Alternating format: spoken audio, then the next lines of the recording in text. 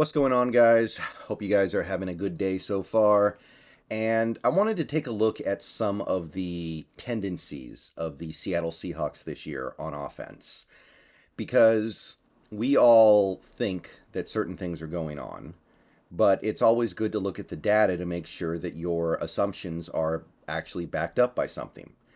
So I wanted to take a look at how the Seahawks typically lined up this year compared to recent years because we've got a second year offensive coordinator. I think everybody understands that there is a big difference between what we were doing under Brian Schottenheimer and what we're doing with Wilson. And I think that for the most part, the things that we expect to see have bared out in the way this Seahawks team plays football. But I want to actually look at some hard data here because you should always make sure that what you think you see on the field is being backed up by the data.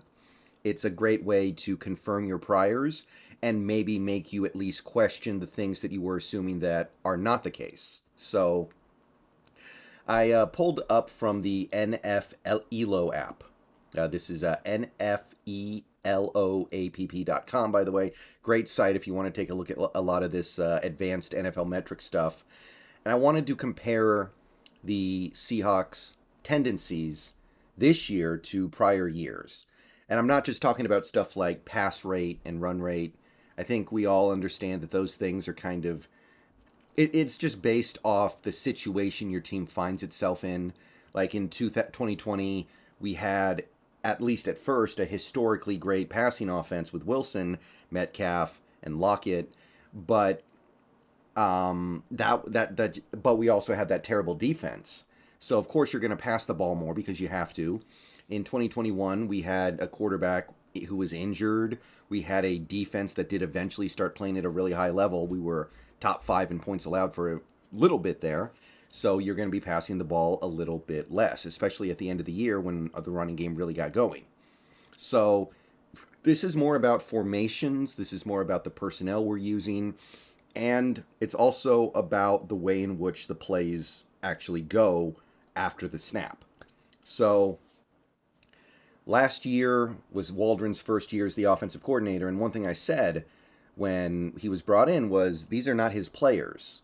He doesn't really have the players that he probably wants. The players that he wants, you can't go get in one off season because you don't have enough money and too many of the guys you inherit are going to be under contract. So therefore, you just kind of got to roll with what you got. And a lot of the time you have to adapt to what you have and just say, okay, I can't do everything I want to do.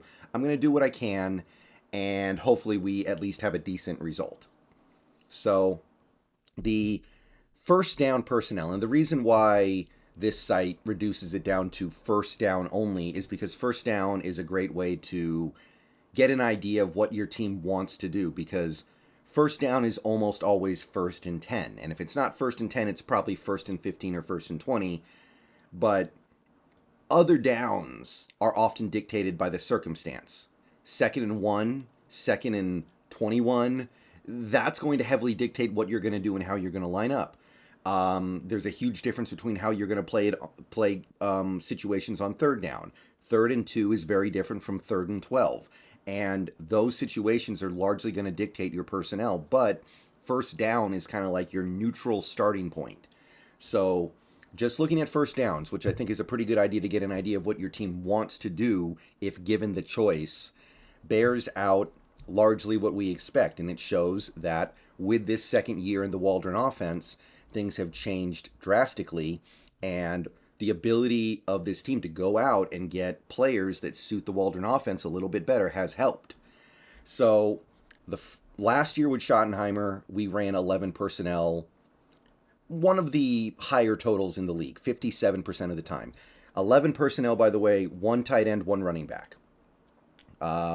So basically 3-1-1 is the default formation of most NFL offenses. Like the Rams run it literally 95+% of the time. It's very common in the NFL right now. But the 11 personnel is 1 back, 1 tight end, 3 receivers. So you can see last year with Schottenheimer and the first year with Waldron almost identical, 57, 56%. Also, you see that with 12 personnel, almost identical. Actually, for our purposes, identical, 38%. That would be one back, two tight ends.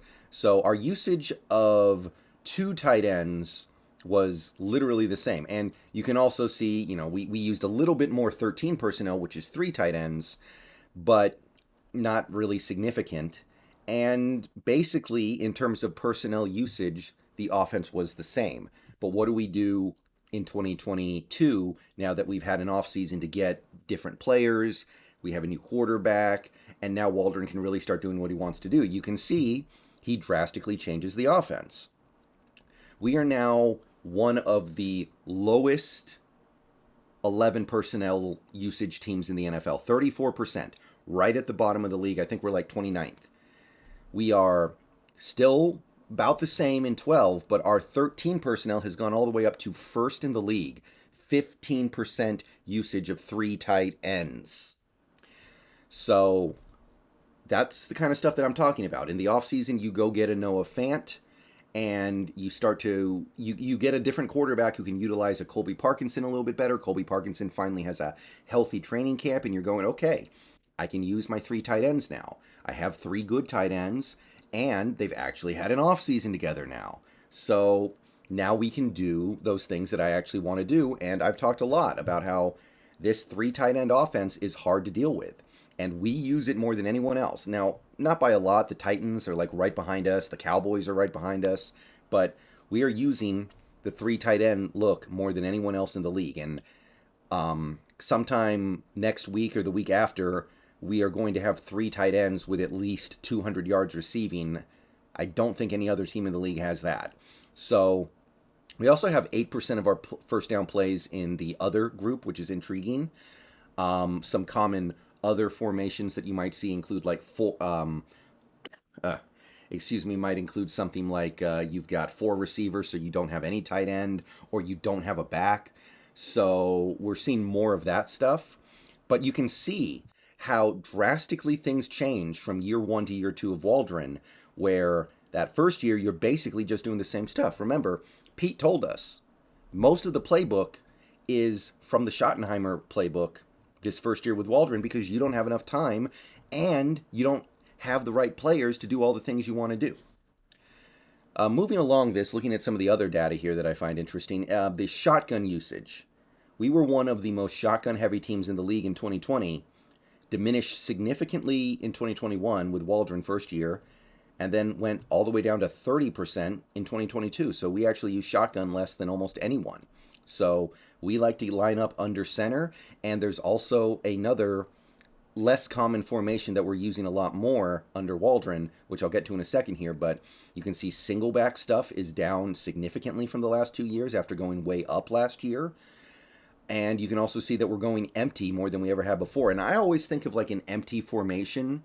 That's like the ultimate trust in your quarterback, right? Because you don't have a running back to chip. You don't have a running back who's going to be like your automatic check down safety valve. You just got to make a good throw. I mean, there might be a safety valve receiver, of course, but going empty is like a big vote of confidence in your quarterback. So that's interesting. But maybe the biggest change in formation would be other. Now, what is other? I think for us, it's mostly pistol. So that's another area you're seeing Waldron exert his influence on the offense in a big way. We're running a lot of pistol, which we ran very little of the previous 2 years. Only reason why we ran it some in 2021 was because of that Packers game. So right away, you're seeing the massive influence that Waldron's having on this offense. This, obviously Geno too. Geno's a different kind of quarterback. You're going to want to do things a little bit differently when he's in the game. But for the most part, this is just Waldron doing the stuff that he wants to do. I do find it interesting that Waldron came from the Rams, and the Rams are a team that is in 11 personnel constantly, and yet Waldron is the guy who wants to use 11 personnel less than anyone. I literally believe the Rams are running 11 personnel on over 95% of their snaps so far this year. We are at about 34. So that's amusing, but either way, this is the stuff that he wants to do, and you can see it. I mean, it's working, right? We have a much better offense than we did last year, And honestly, relative to the rest of the league, our offense is better than the 2020 offense. The 2020 offense scored more points, but it was also ranked at like ninth in the league in points because everyone scored points that year because of COVID. So defenses didn't have the offseason to get together and points just went through the roof. This year, even though we're scoring a little bit less relative to the rest of the league, it's a much better offense. Some other notable changes in the offense would, of course, be the air yards, which I've talked about ad nauseum. We averaged about 9 air yards per target over the 2 years with Wilson. The last year with Schottenheimer, first year with Waldron. This year it's gone down to about 7.5. Big difference there. So those are some areas where you assume the change is going to happen, and then it happens, right? Like the formations, the tendencies, the personnel, the air yards. But let's talk about some areas where maybe things haven't settled in yet, or maybe they're just not what we think they're going to be. Because while we have made some real changes to this offense in terms of personnel, there is some stuff left over from the previous coordinator that maybe doesn't fit in perfectly. Or maybe this coordinator is not going to do things exactly the way we assumed. For instance, target location. Take a look at it.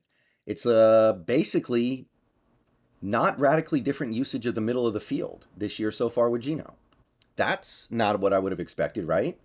Like, you can see some fluctuations, but Russell Wilson used the middle of the field about 22% of the time in 2020, which is less than what Geno's doing so far this year. The main difference across these 2 years would be that Geno throws to the right a little bit more and throws to the left a little bit less, but the middle of the field has not changed yet. Even though we're using tight ends more, one of the big ways we're utilizing tight ends more would be on those bootlegs, which that's not the middle of the field. So is this an area where maybe we'll see more as time goes by or not? I think that's an interesting question. Target distribution. Yes, on the one hand, you see that Geno is using his tight ends a little more than Wilson did. Wilson was a flat 20%. Geno right now is at 25%. You can see that Geno's using the receivers like 3% less overall. But you can also see that Wilson was actually using his running backs a little bit more than Geno is. That's not exactly what we would have expected, maybe given the fact that our running backs aren't exactly the greatest receivers out of the backfield. It's not shocking. But this split is not as extreme as I would have thought. And here's one area where I think things are really shocking, and I'm really interested to see if another year under Waldron, if we're lucky enough to have one, and another offseason of getting to swap out your personnel might change. Look at our run gap tendencies so far. You can see that we're basically running to the guard, basically just running it up the gut about the same rate. We're running it off tackle at a slightly higher rate than we did in 2021 and a much higher rate than we did in 2020. But the thing that really stands out to me is outside running is actually down. We actually have a pretty perfect split here, 33, 33, 33. We ran to the outside way more in 2020 when we had Chris Carson in his 4.640 time. And we had no Rashad Penny that year, by the way. Rashad Penny played, maybe he played in like 3 games and got the ball 10 times. So we basically didn't have Penny, who would be the guy you would expect to be running outside. And yet, here we are running the ball outside more than we have in either of the 2 years under Waldron. This is the area where I think it's been the opposite of what people would have expected. So I'm wondering, what is it that we need to do to get the outside running going? Because our running backs are well suited for outside running, especially right now with Penny and Walker.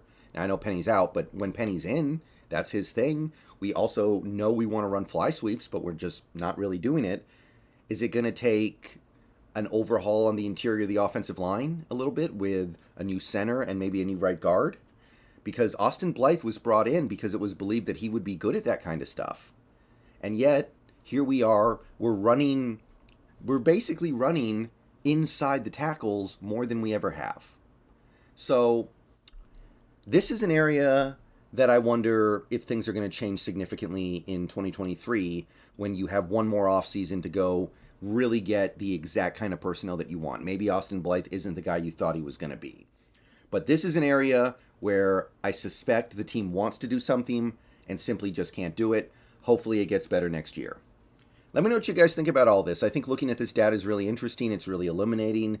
You can learn a lot from looking at it. You can make sure that you're not just assuming something. I think that most people would assume we run outside the tackles more than we did under Schottenheimer, just because, if for no other reason than the fact that we have different running backs that are more outside runners.